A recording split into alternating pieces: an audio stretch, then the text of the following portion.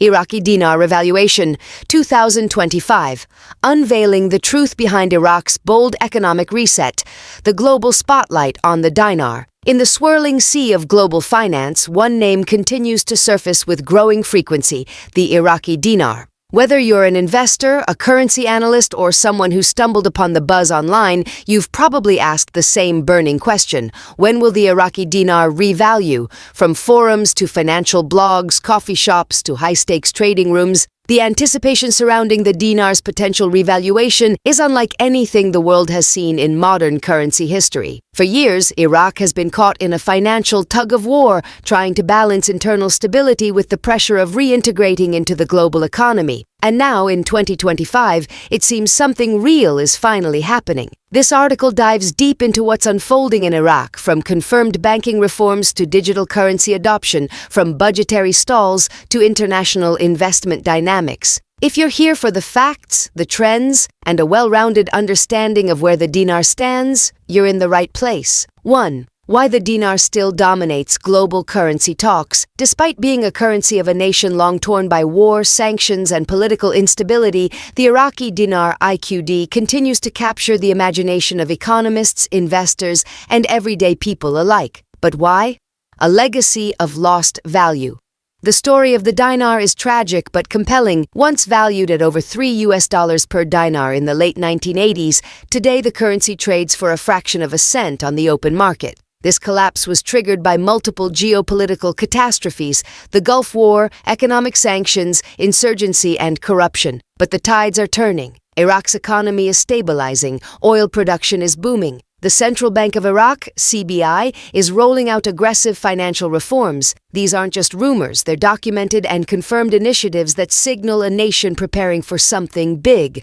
2. Confirmed banking reforms, the foundation of a stronger IQD. Let's move beyond speculation. Iraq has already launched major reforms in its banking sector at the international level. These include digital currency integration, cross-border payment facilitation, modern transaction streamlining, institutional transparency, and compliance with global standards. This isn't theory, this is action.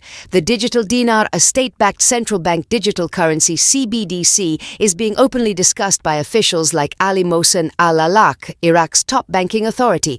He's not just sharing ideas, he's meeting with other central bankers around the world, shaping Iraq's digital future. This isn't just about Iraq, this is about joining the global digital economy. 3. The strategic currency collection operation. Before any currency revaluation can happen, one critical factor must be addressed: circulating currency control. Iraq is now focusing on recovering as much of its currency held outside its borders as possible. Sources close to the central bank report that nearly 95% of the dinar in circulation outside the country is being targeted for repatriation. Why does this matter? Think of Iraq's currency like water leaking from a bucket. You can't refill it until you fix the holes. By regaining control of the dinar supply, the CBI is positioning itself to manage inflation, control liquidity, and restore monetary confidence. In layman's terms, they want to rebuild the dinar's foundation before making it valuable again.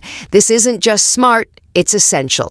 4th, the revaluation versus redenomination debate. A lot of confusion surrounds the terms revaluation and redenomination. Let's clear it up. Revaluation, RV, an increase in the currency's value relative to others, e.g., 1 Iraqi dinar equals $1.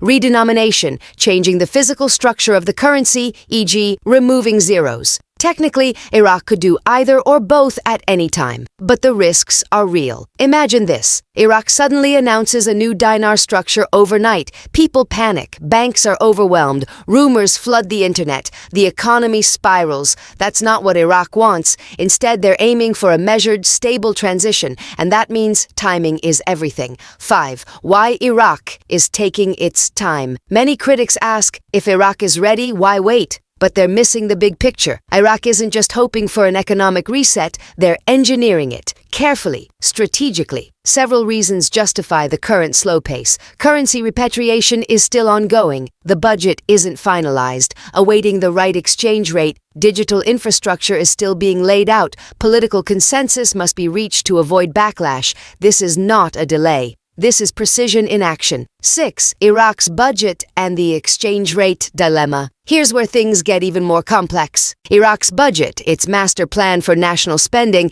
hasn't been fully implemented. Why? Because its value depends on the exchange rate. If the government pegs its budget to the current low-value dinar, and then the dinar suddenly revalues, the entire budget becomes flawed. Spending could spiral out of control, debts could soar, and infrastructure plans would need to be rewritten. That's why they're waiting. This delay makes sense from a financial standpoint, but it comes with consequences. Public projects are stalled, healthcare and education funding is delayed, international investors grow hesitant, citizens lose trust in the government. Everything is connected. This is a high-stakes waiting game. 7. Political tensions. How Parliament plays the currency game? Politics in Iraq is never straightforward. Various factions within the government are using the budget delay and rate change as political leverage. Some are withholding support for reforms until they see the new numbers. Others are speculating publicly, adding more uncertainty to the situation. Experts like Guru Militiaman argue that Parliament won't receive full budget schedules until after the rate is revealed. In other words, the central bank is keeping the cards close until they're ready to deal. That secrecy may frustrate many, but it's a necessary move to prevent market manipulation and investor panic. 8. Learning from Zimbabwe what not to do. To understand what Iraq must avoid, look no further than Zimbabwe. Zimbabwe experienced hyperinflation so severe that $100 trillion notes became worthless. Their mistake? Rushing currency changes without structural support, multiple redenominations failed, public trust evaporated, the financial system collapsed multiple times. Iraq is clearly studying this example and choosing a slower but safer path. Patience in this case may lead to stability rather than disaster. 9. Transparency and public trust, a national priority. Amid all this, one thing is clear: the people of Iraq need answers. Transparency is crucial right now. If leaders would simply communicate openly, explain why delays are happening, what the timeline is, and how it fits into the national vision, public confidence would soar. Civil society organizations are already calling for regular updates from the central bank budget briefings in Parliament, independent watchdogs to monitor progress, education programs about digital currency. The path forward must include public engagement. 10. Investors are watching Iraq on the world stage. Finally, we must recognize that Iraq is not acting in isolation.